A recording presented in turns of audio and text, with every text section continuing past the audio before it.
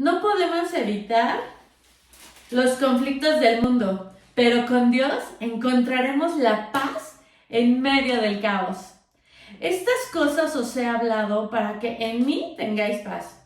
En el mundo tendréis aflicción, pero confiad, yo he vencido al mundo. Juan 16:33.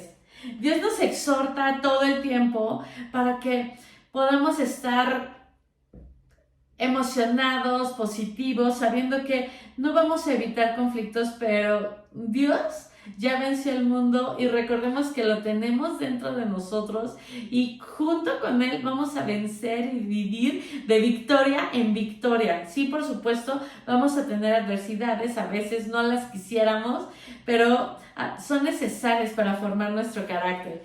Vamos a iniciar leyendo Primera de Reyes, del capítulo 22, iniciando del versículo 1 al versículo 53. Leyendo: durante 3 años no hubo guerra entre Aram e Israel, pero el tercer año el rey Josafat de Judá fue a visitar a Acab, rey de Israel. Durante la visita del rey de Israel dijo a sus funcionarios: ¿se dan cuenta de que la ciudad de Ramot de Galad nos pertenece? Sin embargo, no hemos hecho nada por recuperarla de manos del rey Aram.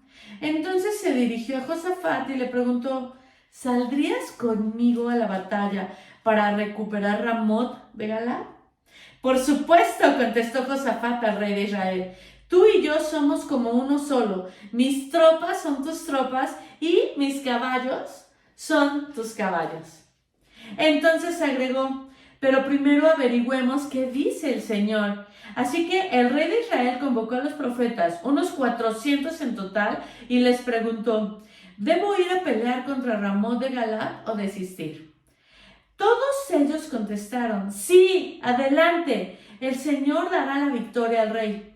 Pero Josafat preguntó: ¿acaso no hay también un profeta del Señor aquí? Debemos hacerle la misma pregunta.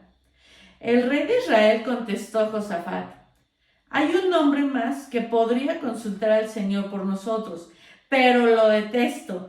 Nunca me profetiza nada bueno, solo desgracia. Se llama Micaías, hijo de Imla. Un rey no debería hablar de esa manera, respondió Josafat. Escuchemos lo que tenga que decir. De modo que el rey de Israel llamó a uno de sus funcionarios y le dijo: rápido, trae a Micaías, hijo de Imla. Micaías profetiza contra Tabes. Esto es el subtítulo. A partir del versículo 10 viene. Quisiera leer la descripción de esto que estamos leyendo. Dice: estos 400 profetas, la descripción del versículo 6 dice: estos 400 profetas pueden haber sido los sacerdotes de Asera, que aparentemente no fueron ejecutados en el Monte Carmelo con los 450 profetas de Baal.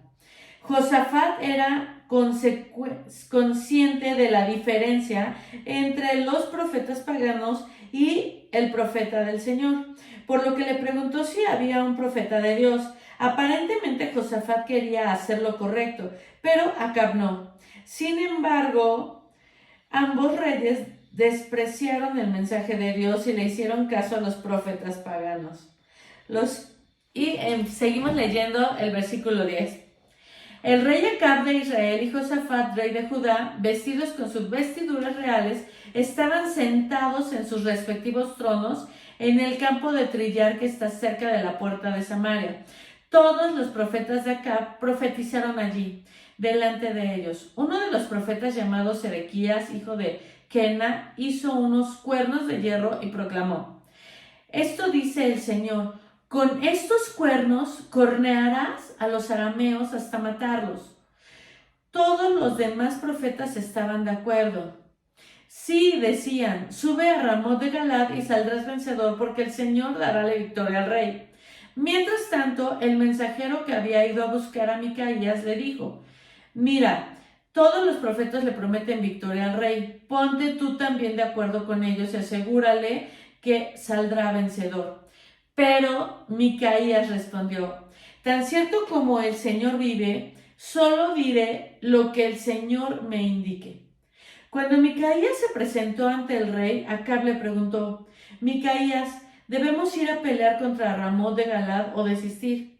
Micaías le respondió con sarcasmo: Si sube, sí, sube, y saldrás vencedor porque el Señor dará la victoria al rey. Pero el rey respondió con dureza: ¿Cuántas veces tengo que exigirte que solo me digas la verdad cuando hables de parte del Señor? Entonces Micaías le dijo: En una visión vi a todo Israel disperso por los montes, como ovejas sin pastor. Y el Señor dijo: Han matado a su amo, envíalos a sus casas en paz. ¿No te dije? Exclamó el rey de Israel a Josafat. Nunca me profetiza otra cosa que desgracias. Micaías continuó diciendo: Escucha lo que dice el Señor. Vi al Señor sentado en su trono, rodeado por todos los ejércitos del cielo, a su derecha y a su izquierda. Entonces el Señor dijo: ¿Quién puede seducir a Acab para que vaya a pelear contra Ramot de Galad y lo mate? Hubo muchas sugerencias hasta que finalmente un espíritu se acercó al Señor y dijo: Yo puedo hacerlo. ¿Cómo lo harás?, preguntó el Señor. El espíritu contestó: Saldré e inspiraré a todos los profetas de Acab para que hablen mentiras.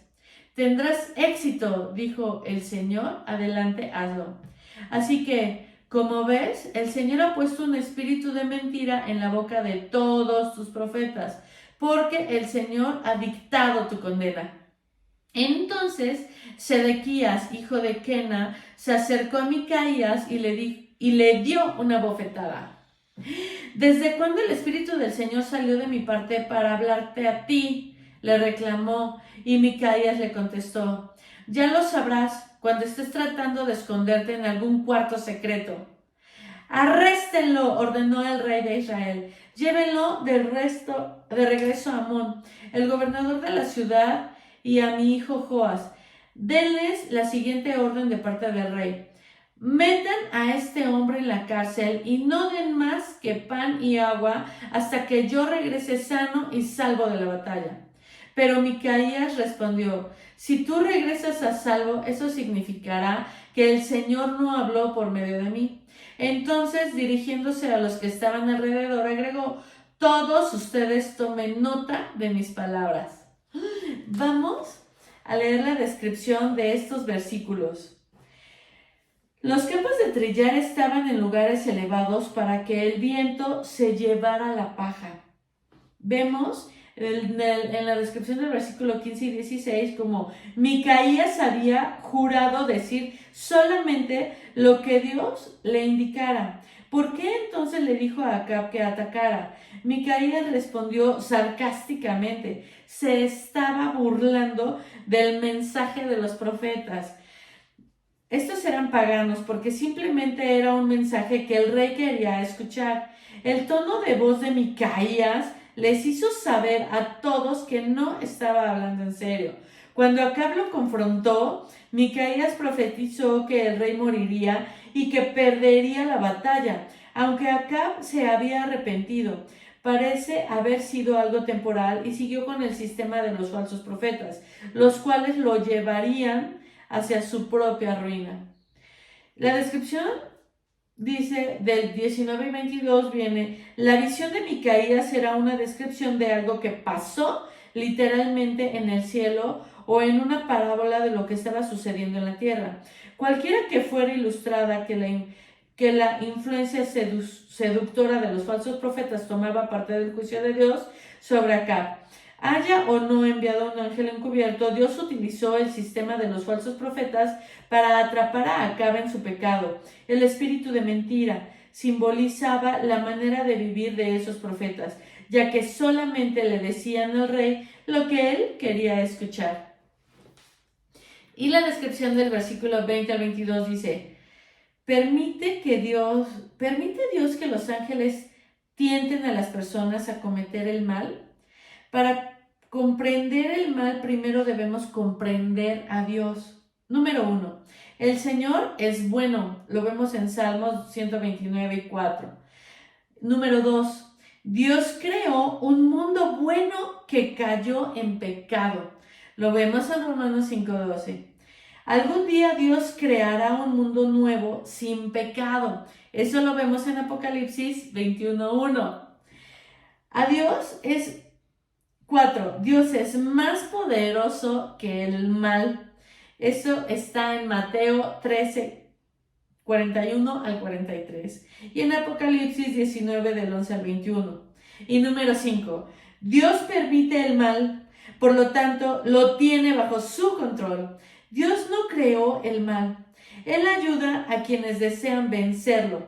Colosenses 2, del 13 al 15. Y número 6. Dios utiliza todo, sea bueno o malo, para llevar a cabo sus buenos propósitos. Esto es en Génesis 50:20 y Romanos 8:28.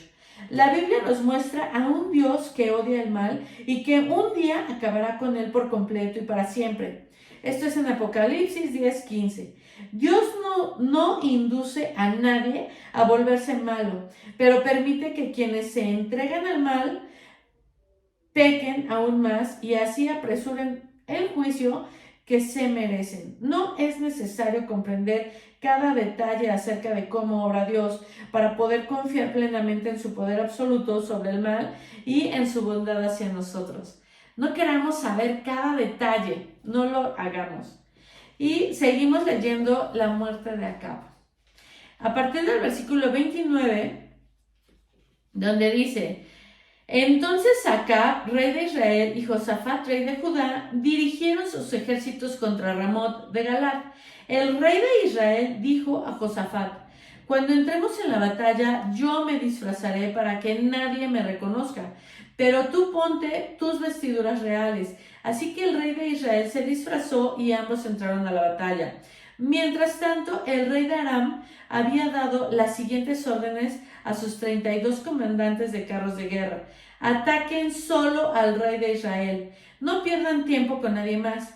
Entonces, cuando los comandantes arameos de los carros vieron a Josafat en sus vestiduras reales, comenzaron a perseguirlo. Allí está el rey de Israel, gritaban, pero cuando Josafat gritó, los comandantes de los carros se dieron cuenta de que no era el rey de Israel y dejaron de perseguirlo.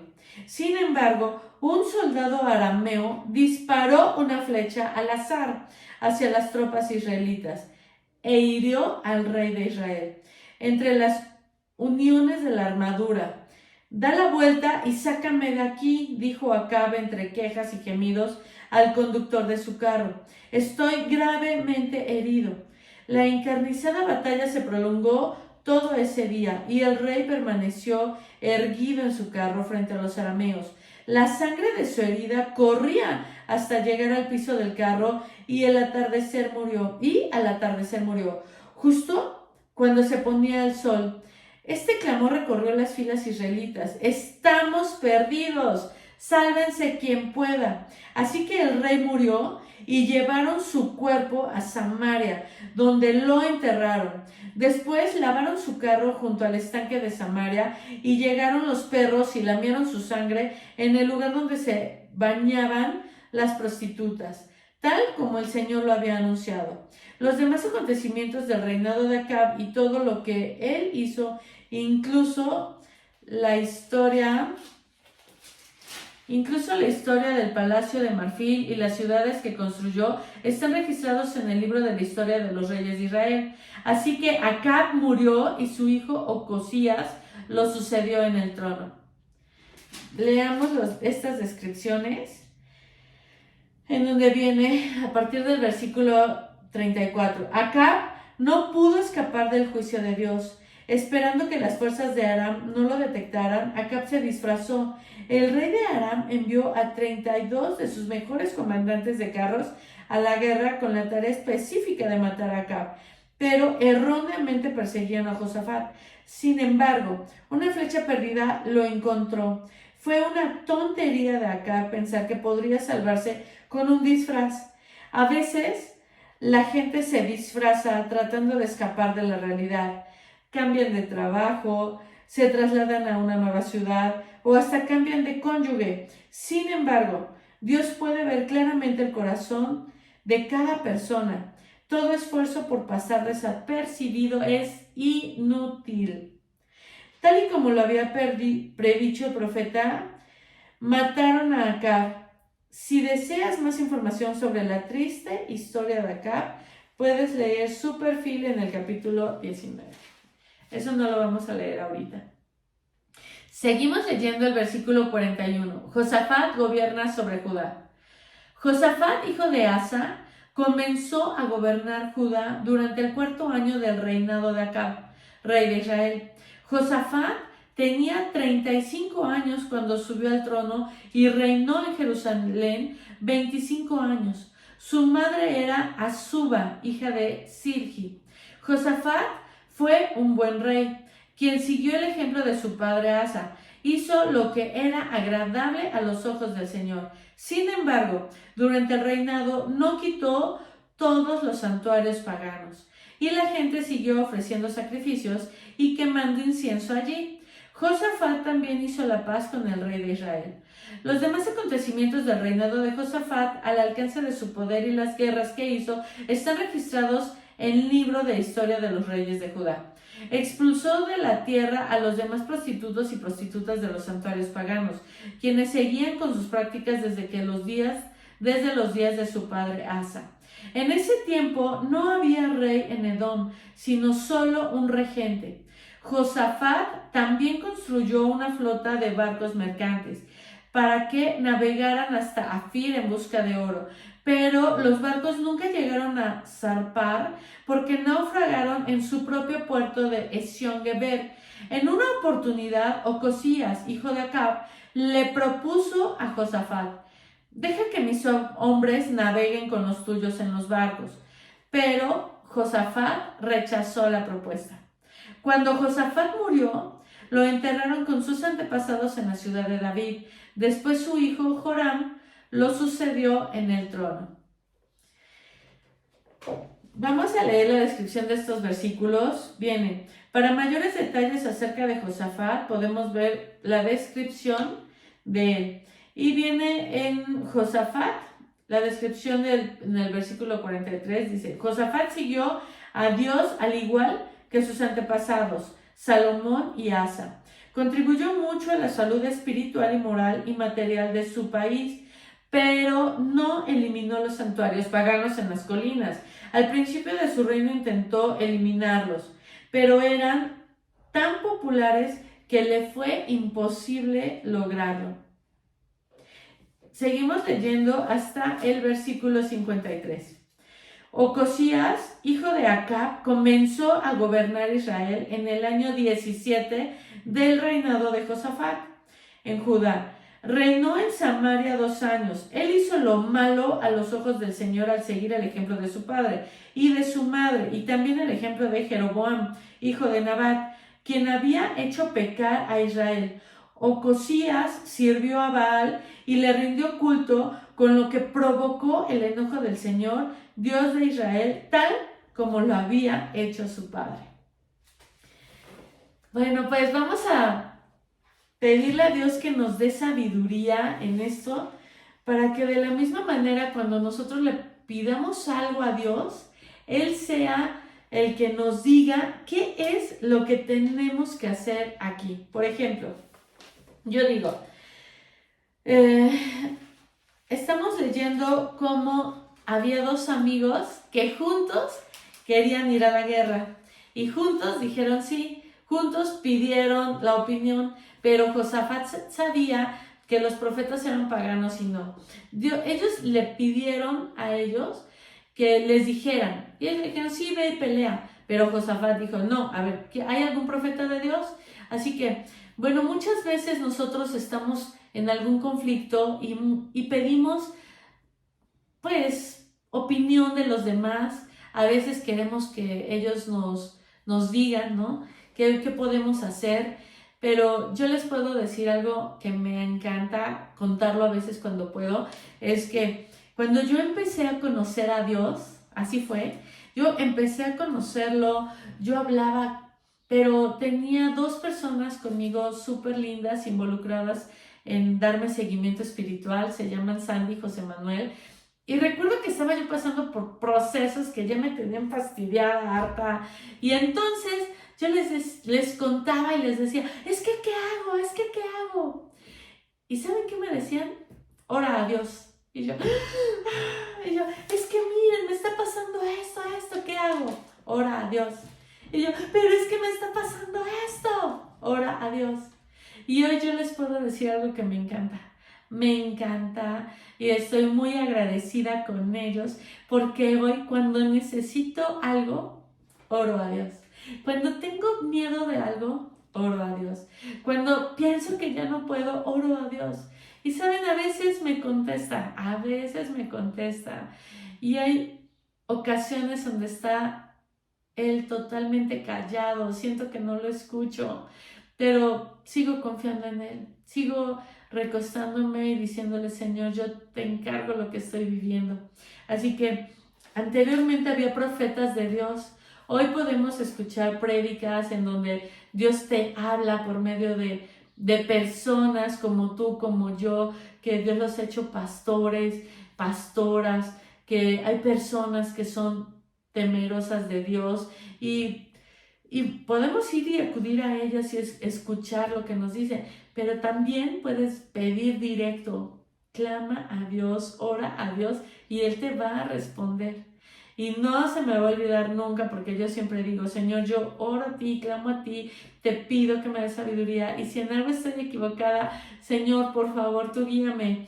Yo voy a hacer esto, pero si no es de ti, Señor, yo sé que tú eres el que lo va a solucionar, tú eres el que vas a enderezar el camino. ¿Y esto por qué? Porque confío en Él, porque Él me dijo que si yo pongo las cosas en sus manos y yo me equivoco, pues aunque haya pasado eso, Él enderezará el camino. Así que vamos a orar. Yo quiero orar con ustedes para que Dios nos dé sabiduría siempre que lo necesitemos y cuando necesitemos ir por algo que Él nos está indicando, lo hagamos y cuando no sea así, realmente, mira, a veces nosotros... este es otro ejemplo que me encanta. Miren, por ejemplo, estaban aquí estos dos reyes, ¿no? Josafat y Acab. Y entonces llega Acab y le dice, oye, fíjate que pues yo creo que esas tierras nos pertenecen, ¿qué te parece si vamos? Bueno, ellos creían que eso era bueno para ellos, ¿no? Y al final no fue, ni siquiera lo platicaron entre ellos y no se lo estaban consultando a Dios. Yo también hubo una temporada en donde le decía, Dios, quiero esto. Específicamente les voy a decir, Señor, yo le pedí a Dios, quiero un crédito, quiero que me den un crédito hipotecario porque yo quiero hacer esto con mi negocio, y la. Y yo, Dios, quiero esto, quiero esto, quiero esto, quiero esto, quiero esto, quiero esto. Y estaba yo duro y duro y duro. Yo estaba trabajando y Dios me estaba bendiciendo. Yo trabajaba y Dios me bendecía. Y yo dije, wow, esto está increíble, seguimos, ¿no? Pero hubo un momento en donde yo creí que podría acelerar los procesos si yo pedía un crédito hipotecario, ¿no? Y cuando me lo dan, recuerdo llegando el dinero. La verdad es que estaba yo llorando. No sabía si iba a tener la habilidad de manejar ese dinero, pero Dios ya había confiado en mí. En el momento hubo personas que se acercaron para pedir dinero y pues lógicamente en el momento creíamos que era una buena idea y ahí pues lo hicimos, ¿no? Pero eso no me estaba dando paz. Porque yo decía, este dinero no es para que yo le esté prestando, no era para el negocio que yo quería. Y al final las cosas no resultaron, para no hacerlo tan largo, como yo había esperado en ese momento. Y recuerdo muchísimo, después de eso, haberle dicho, es que Dios, ¿por qué me diste ese crédito? Pues si yo se lo había pedido, yo estaba terca. Lógicamente, ¿cómo después le puedo preguntar cómo me lo dice? ¿Están de acuerdo? Es muchas veces lo que tú quieres para ti, tal vez no es lo mejor para ti. Entonces hoy aprendí con esto y con muchas otras cosas a decirle, Señor, yo quiero esto, pero mi vida la pongo en tus manos. Así que yo quiero esto, pero sé que lo que tú quieres para mí es mucho mejor de lo que yo quiero para mí. Así que el día de hoy yo te exhorto para que siempre que quieras algo, ponlo en manos de Dios y dile, Señor, yo te pido en el nombre de Jesús que tú me ayudes para poder lograr mis objetivos conforme a lo que tú quieres para mí, porque yo deseo con todo mi corazón, Señor, hacer las cosas que van a bendecir mi vida, a mi familia, a mis hijos y a las personas que están a mi alrededor. Te lo suplico en el nombre de Cristo Jesús. Amén. Pues yo te mando un fuerte abrazo. Seguimos leyendo el libro de Salmos del capítulo 138 del versículo 1 al 8. Pero en este momento, por supuesto, para mí es maravilloso que podamos estar haciendo esto juntos.